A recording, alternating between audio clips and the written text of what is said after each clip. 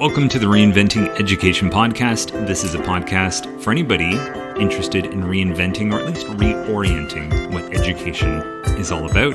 I'm Rob McLeod, as always, joined by the octopus hooded, sweatshirted Brendan O'Leary. How are you, Brendan? I'm fine, Rob. I'm glad you noticed my psychedelic outfit. How are you today? I'm all right, man. So today, we're going to be talking about mainstream schools. If you're new to us, we're kind of using the idea that there are essentially three types of school: traditional schools, mainstream schools, and progressive schools. And the mainstream school, this is essentially pretty much any school in the Western and largely Eastern world as well. These are schools that put emphasis on student achievement, meeting curricular objectives, clear, transparent, fair assessments, and typically put a fair bit of weight behind standardized testing. And if you've been following our show, we've been going through the traditional school and looking at it in depth, and right now we're looking at the mainstream school in depth. If you are new to us, as always, we suggest you go back to our 50th episode titled Start Here 2.0, and there we kind of lay out this map of what those three different schools look like and what they're up to. So today, O'Leary, it's teacher collaborative planning. And I feel for a lot of these topics in the mainstream school, a lot of people listening to this might just be like, well, this doesn't sound revolutionary. This just seems like the way it is in most schools. Do you want to chime in about that before we look at the nuts and bolts of teacher collaborative planning? Yeah, sure. We talk a lot about the culture that we exist in being kind of the water we swim in. We don't always notice that it's around us. So, we're going to talk today about how planning happens, but planning for a teacher, especially in this way, it wasn't always a given. In traditional schools, of course, teachers thought about their lessons and they had an idea of what they would teach day in, day out, but they wouldn't necessarily think about some of the things and write down some of the things that we'll discuss today, especially things such as differentiating for different levels of learners and taking into account special educational needs, assessing, pre-assessment, and all of those things. Likewise, in a more progressive-leaning system, we'll talk about this in upcoming seasons, they might plan in a very different way that is more connected to the individual needs of students, or they might have a much more flexible idea on how planning happens. So if you are a teacher, you might hear a lot of this and think, this is just how it works. And it is in most cases, but it's not the only way it has to be and can be. And as with every aspect of education that we've talked about so far, the traditional school and the progressive school has many things to offer, as does the mainstream. So today we're going to look at planning, collaborative and otherwise, talk about what it is in a mainstream school, and then look at some of the babies, some of the things we want to keep hold of as we move into other types of schooling, and some of the things that may not be quite as positive, that maybe we've lost from a traditional system, or that we might want to adapt as some schools move into a more progressive-minded system. So, Rob, you want to give us a little bit of an idea about what planning might be in a mainstream school? So when we're discussing planning here, like essentially we're talking on multiple levels. We're talking about individual lesson planning. We're talking about maybe a week plan, and also likely talking about a unit plan. So the idea that maybe you have a pre-assessment at the start of a unit to let you know what students already know, what are your aims for pushing students along in terms of their learning, and what might the end of unit goals be. And already that's quite significantly different than the traditional approach, which is kind of like, now we're doing this unit, and here's what I, as the teacher, have decided that we will be doing over the next month or several weeks or a week. So planning becomes really key in mainstream schools because we're looking to maximize opportunity for students. And there's this idea that if we plan effectively, if we plan efficiently, we can get better outcomes. We can increase student achievement, which in turn supports this idea of opportunity for our students into the future. And there are many pieces to organize and navigate and harmonize here. There's much more emphasis on a curriculum. So in a mainstream team or a mainstream teacher sitting down to plan, in theory, it should always start with the curriculum. I remember in Teachers College, a former principal coming in to talk to us, and we were asking about common questions that we might get asked in our first job interviews. And he threw a few out, and it was great because he let us share some answers we might give, and he waited till we were all finished. And then he said, none of you would have got the job because not one of you mentioned the word curriculum in your answers in terms of your planning. And that really stuck out to me as that mainstream beacon that everything starts with a curriculum first, and then anything else takes a backseat or is singing second cello to that one. It might be worth clearing up a little bit this idea of what a curriculum is for people who aren't necessarily teachers, because one of the discussions we have a lot with parents, for sure, is they'll say, "Well, you've got a new curriculum, or I can see how you're using the curriculum." In reality, like a computer programmer doesn't necessarily go right down into the binary when they're coding. There's coding languages, and in many cases they don't even go down that level. There's kind of like things built on top of the absolute core. The curriculum document's way down there in the core. So it may be that even in a mainstream school, you don't necessarily refer directly to the curriculum every day, but it's right there, and it more or less dictates everything that is taught and everything that's assessed. But often we'll build unit plans on top of that. We'll build lessons using other sources and resources. So I think it's important that if you're having a discussion, maybe as a parent or as a student with a teacher, that curriculum is really just a thing that informs what you're doing in your class and what you assess. It can be endlessly adapted, and this is one of the things that the mainstream school, although it does rest heavily on planning and being organizing all the components in advance, it also wants teachers to adapt and put a new spin on all of these things. So really, you have to look at every element of it. So the syllabus or the scope and sequence is also what order do we teach these in, and maybe what are some of the teaching strategies employed. So curriculum is just one part of that equation, and it's actually the really dull list of core objectives that not many people enjoy getting down and dirty with and reading. You and I do from time to time, Rob, don't we? Well, it is that dry kind of generic list. If I'm trying to make an analogy on my mind, it's just like it's the drum kit and bass guitar in the corner of the room, and then it's like up to you as teachers every year and every decade to reimagine how that's going to be used for brand new music. So you've got 80s music and 90s music and that horrid early 2000s music, that kind of a thing. And so, yeah, we've got the curriculum, which to oversimplify it is a list of it's your to-do list. Here are things that have to be done in the year. But then you organize those maybe into a syllabus of, well, September and October we do these things, and November and December we'll do these things from the list, etc. And then even within that, you break it down to units of, okay, here are our core learning objectives. Here's how we'll see what students know at the start. Here's how we'll scaffold them along the way. And here's some of our learning goals by the end of it. Here are some assessments, activities that we'll do, etc. And all of these things are the teacher collaborative planning. These are the things that you need to sort out and map out. Now, some schools, they may have what we did last year, and that's passed on to you as like a guide, and you don't have to reinvent the wheel. But at the same time, you can also reinvent the wheel and tinker and tweak things, and to see if you can find a more effective or more efficient way to approach any of the units. That's up to you. Because I think, again, within the mainstream, we're saying that opportunity is at its core. And one thing that mainstream schools free up is strategies, both for teachers and for students. Maybe we're teaching many of the same objectives as were taught traditionally. Maybe we're still teaching some spelling rules or some particular area of composition or mathematical concept.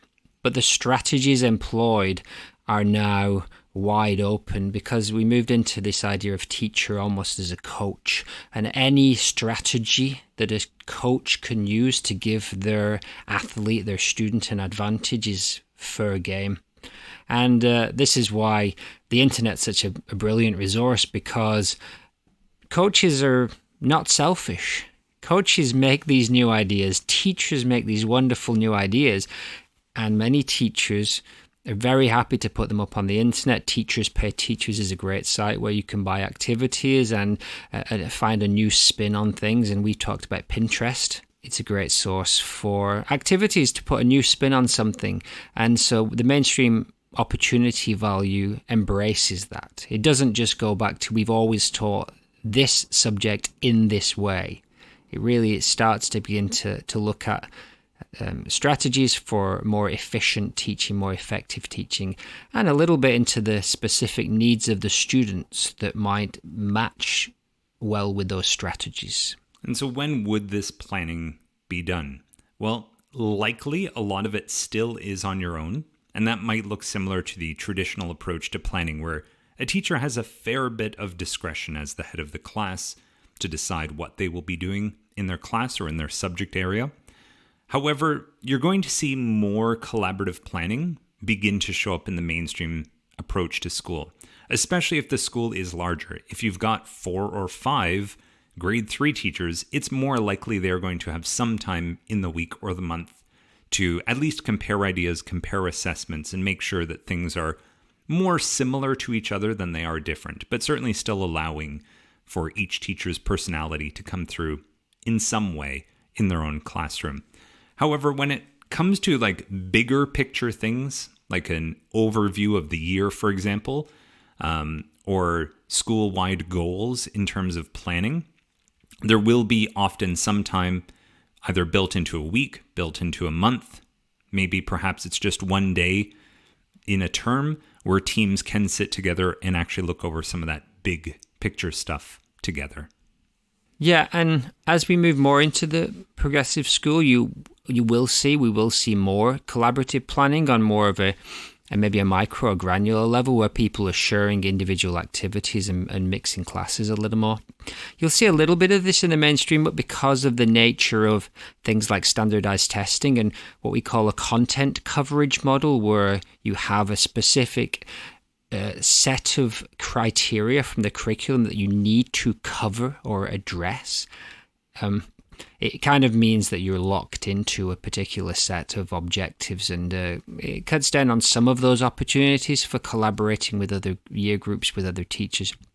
But it does come in, as you said, Rob, maybe on a larger level where you plan whole units together, or maybe theme days and things like that. One thing that is really true for every single person who becomes a new teacher in whatever form of school is that planning your lessons and thinking about what you're going to do is going to take up a huge amount of time. And so there's a really steep learning curve for new teachers who are working in mainstream schools, and we've both been through this. I remember spending several hours on individual lessons at one point, and that's obviously, we do get some planning time. I think about two hours planning time.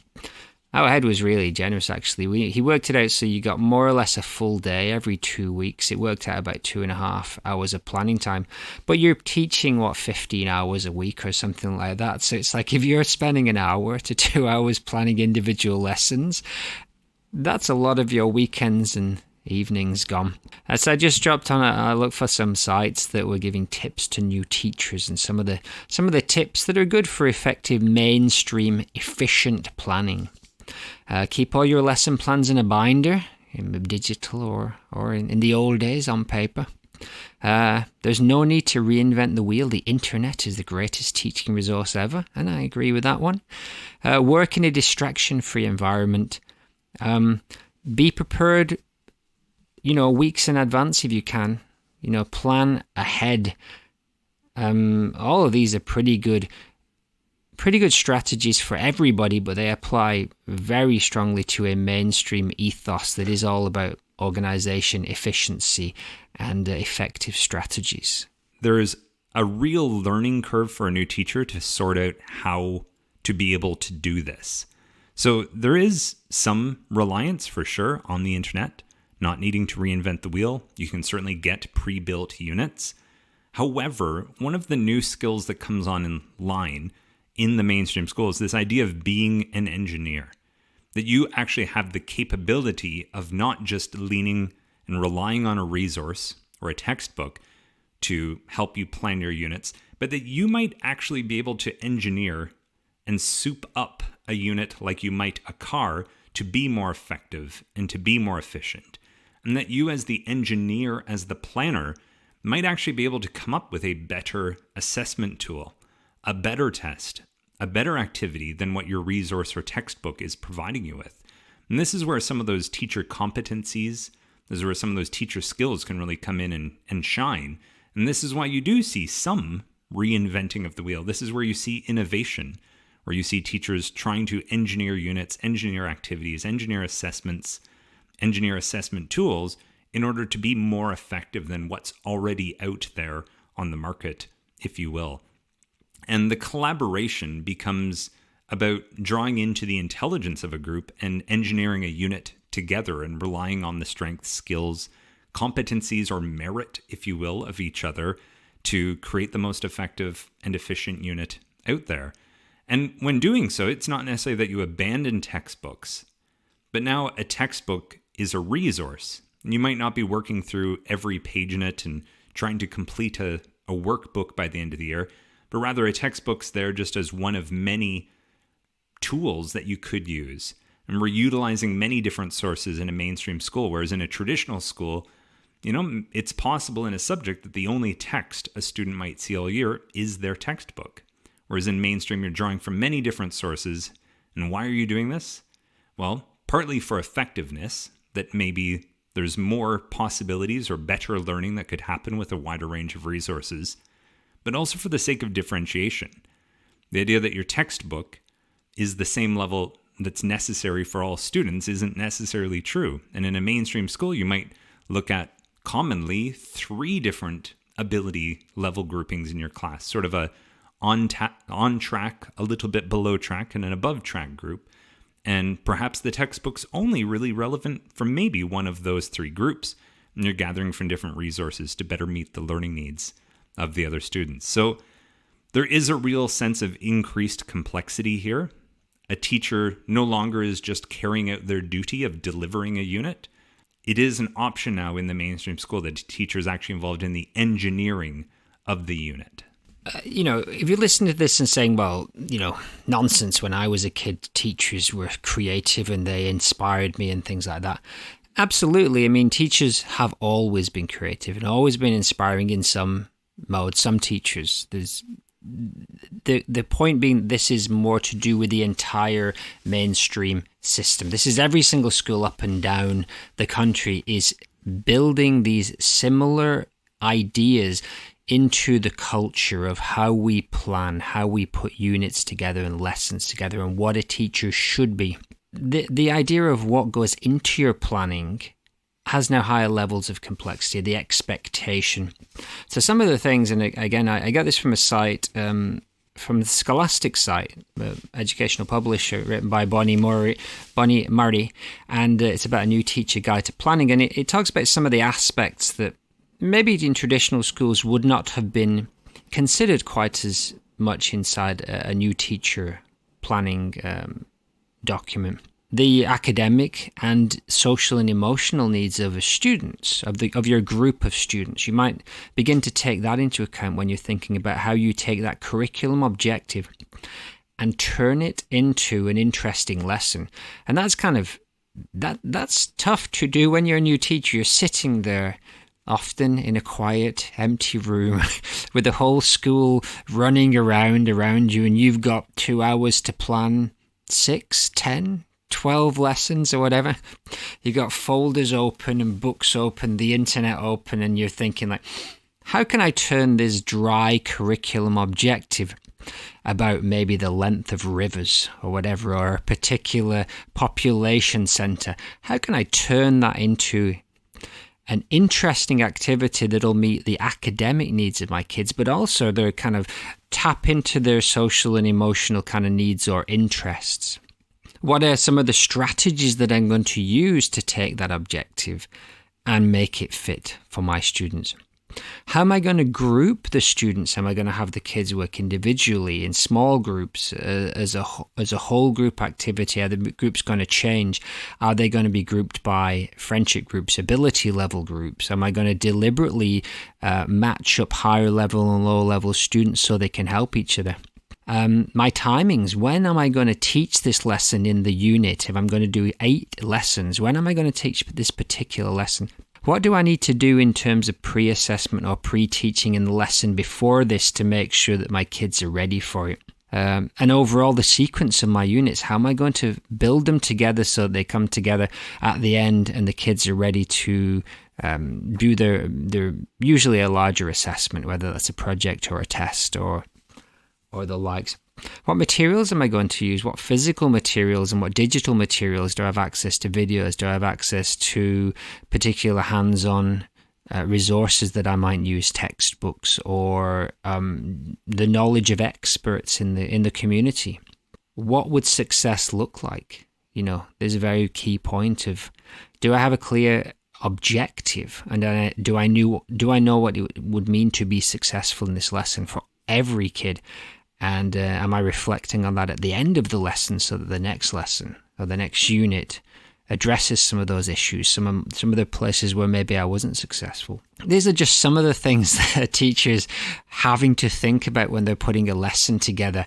I mean, it blows your mind when you think of the potential complexities of taking that students can multiply 2-digit numbers and somehow turning that into an engaging, differentiated lesson.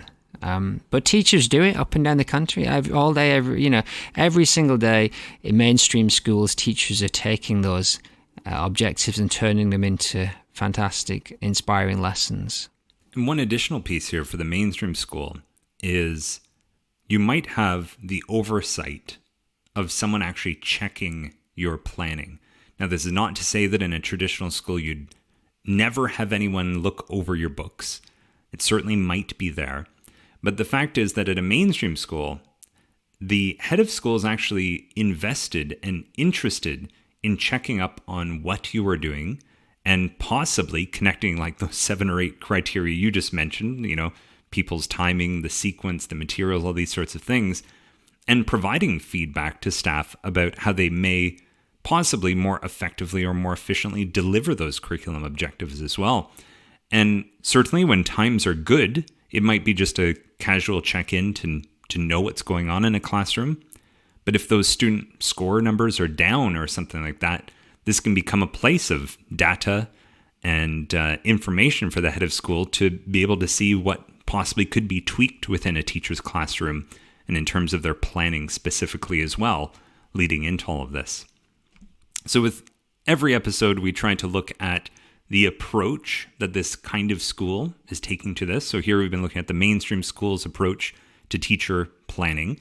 And now is our time where we try to tease apart some of the babies, the stuff that we want to keep, and the bathwater, some of the stuff that we may want to leave behind as we consider reinventing or reorienting our schools, and trying to make sure that we don't lose some of these good parts about the mainstream school as we move forward. So Brendan, out of all these things we've discussed, what are some of the babies, some of the good things that we like about what the mainstream school approach is bringing to teacher collaborative planning? Well, if you've listened to a few of these episodes on mainstream schools, you'll hear the same ideas coming back. What we really like and what we think is a baby of the mainstream educational system is that the objectives and aims are clear and transparent, and they're based on taking the next step towards a goal.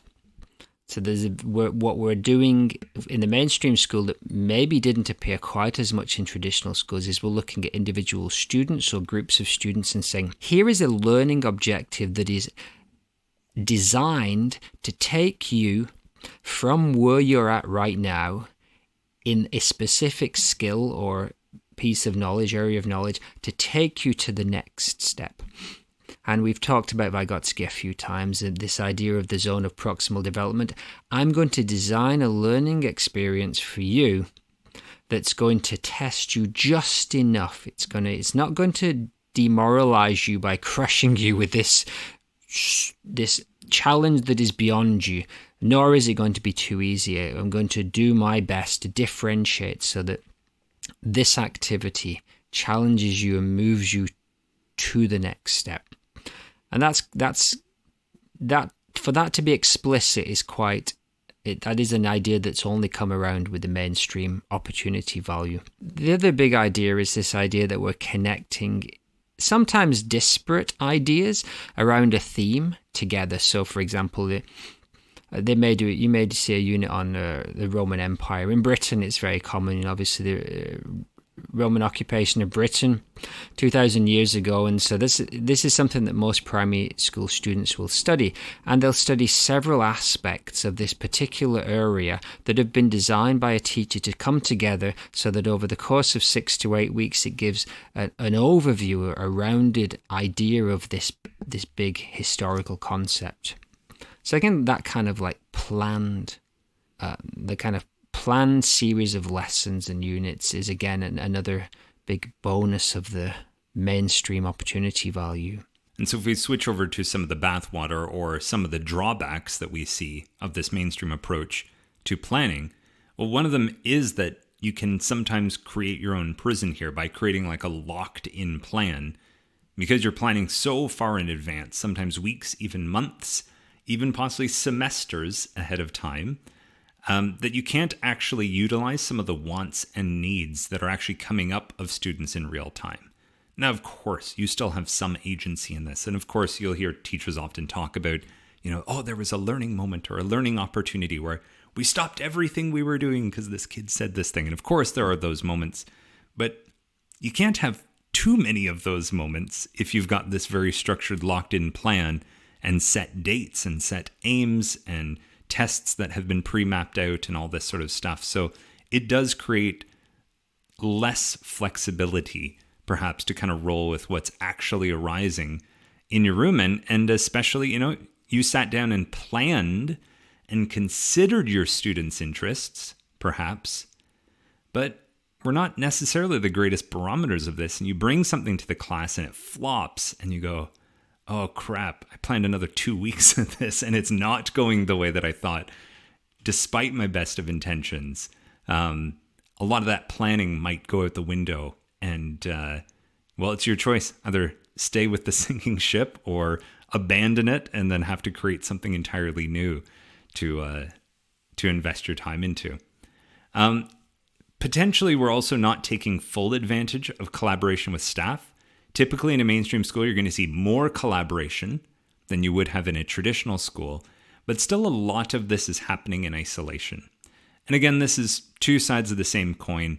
There's certainly advantages to teachers having some agency and some say in what goes on in their room, but at the same time, there can still be a lot of isolation and teachers planning a lot of the nuts and bolts of this individually in their own room and maybe not gaining from some of the expertise, merits, experiences of others around them. So what might sort of the traditional or the progressive school critiques be, Brendan, when looking at this mainstream approach to planning? Well, it could be that a teacher who's used to a more traditional system of planning where maybe it's based heavily on a textbook and there may not have the levels of complexity beyond deciding which area of the textbook you're going to teach on a particular day. Or on the other side, a teacher from a progressive school where there's been lots and lots of in-the-moment freedom to take advantage of what students are saying and doing because you're not as locked into those curriculum content objectives. The teachers can feel that this planning is putting them in a little bit of a straitjacket. They could also begin to complain about the bureaucracy. I have to write everything down. And there are some schools that will ask for page-long lesson plans, which take a long, long time to write. And as an experienced teacher, you generally don't need much more than the objective itself, maybe an idea of what you're going to do. You still obviously need to plan, but sometimes schools will ask for a lot of paperwork in the planning that isn't actually necessary for a teacher who's been teaching 5-6 years, for example. And, when I first started teaching, there was websites called Save Our Sundays and, things like the Teachers Pay Teachers. It was like, you would buy activities and you can actually buy entire units, unit plans.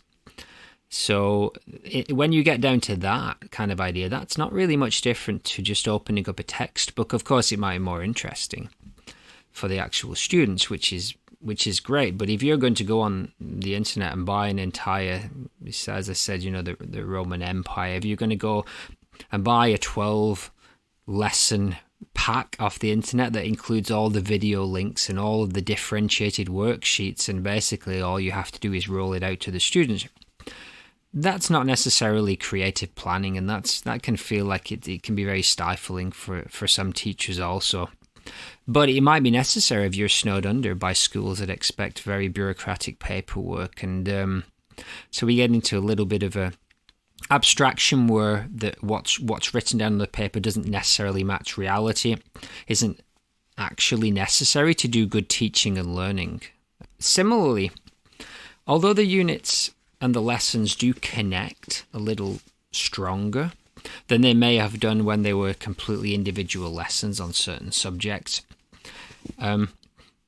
we still get a little bit of a pick and mix approach where maybe you're studying a period of history and you look at the homes and the food and the clothes they wore and events, and it's a very surface level and superficial set of connections. And say a teacher might work in a more progressive leaning inquiry-based school that works on a bigger idea that maybe instead of saying, let's study the topic of Romans, but we might actually look at the bigger idea of how does migration from a particular group affect, and then you might focus on maybe an invasion such as the Roman invasion, and how did that affect the people around them. It's a similar kind of idea, but it's a little bit deeper, and I think a teacher who'd been in a more progressive leaning inquiry school would feel that they'd maybe was a less rich unit if suddenly you went back to teaching 12 different, superficially related points. Yeah, and I heard a great line just this week from a teacher who was talking about that, who said, it's unfortunate, and this often happens in both the traditional and still the mainstream school. It's unfortunate that often topics or big ideas like migration might only be discussed in one subject area, not spread across multiple areas. Or if they are spread, maybe it's a very surface level, like, we're studying Roman invasion, and this week in math we're counting Roman soldiers. And it's like, well, why not just count green dots or purple garbage men, for that matter, if it's just the counting. But this teacher had the great line where she said, I tell my students that you need to be the octopus. You need to have your 8 limbs stretched out and across all the subjects and be gathering and bringing them back and synthesizing that information.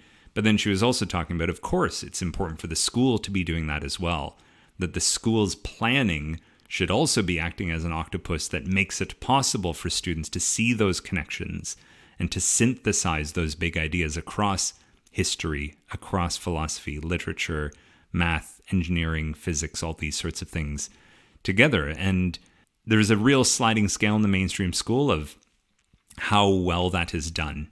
We can see it done very well, but in mainstream schools, we can certainly, like you say, see it just done on that surface level where those deeper, bigger picture ideas are not coming forth towards the kids.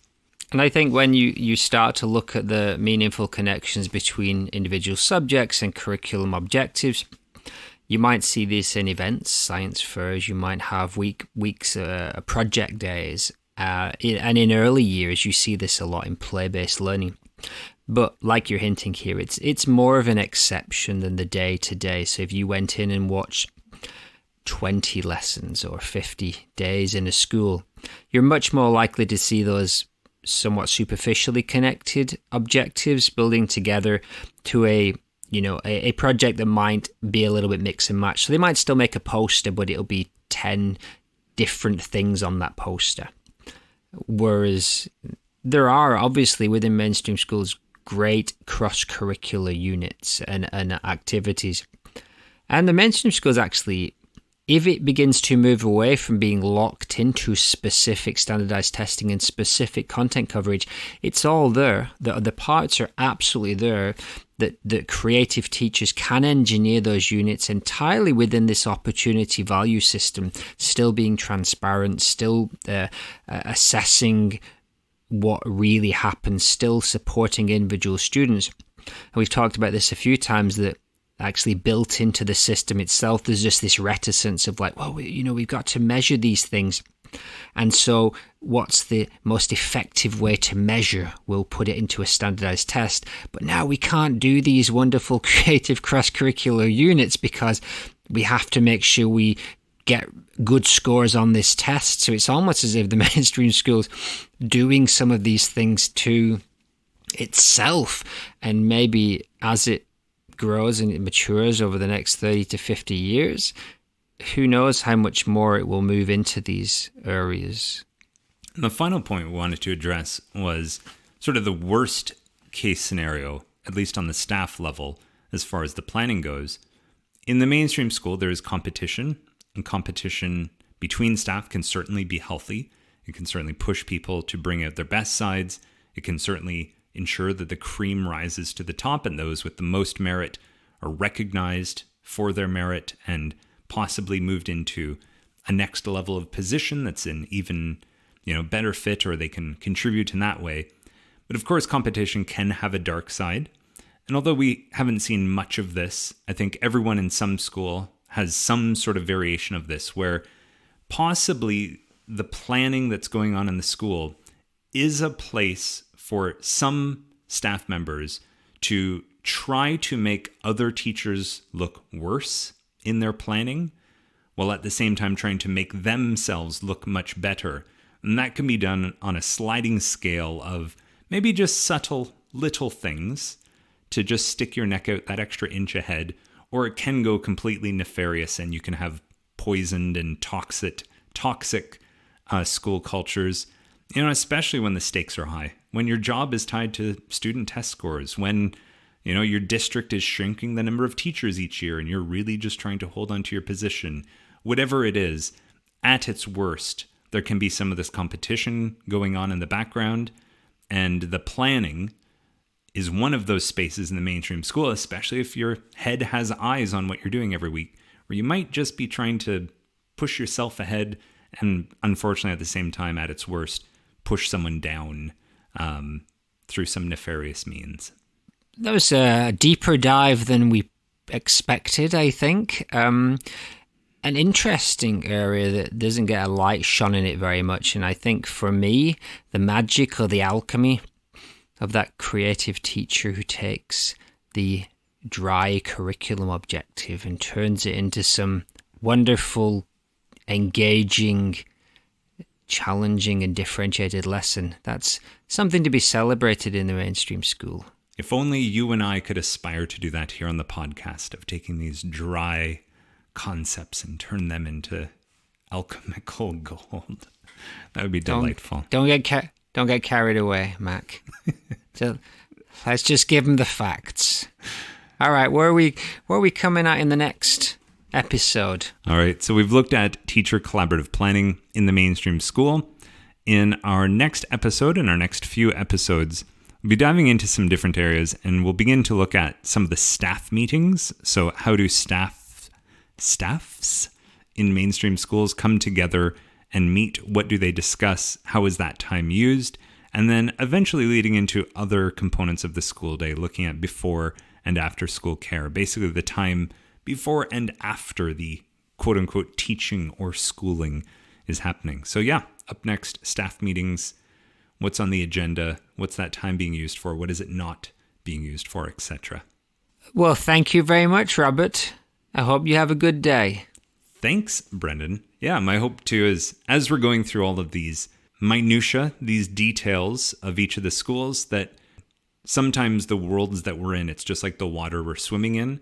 And hopefully the more and more we're pointing out the specifics of, especially in this mainstream school, what probably makes up most teachers' days, most teachers' months, most teachers' years, hearing it pointed out clearly that this is what we're up to, hopefully points out that this is just one of the ways school can be approached. And even if we've just described to a T your life as a teacher, hopefully we're helping you see that this is just one iteration of at least three, the traditional, the mainstream, and the progressive approaches to education. And in our next season, we'll begin to look at the progressive school, and we'll see how planning actually looks dramatically different than what we've described here today. So again, thanks, Brennan. Thanks, Rob.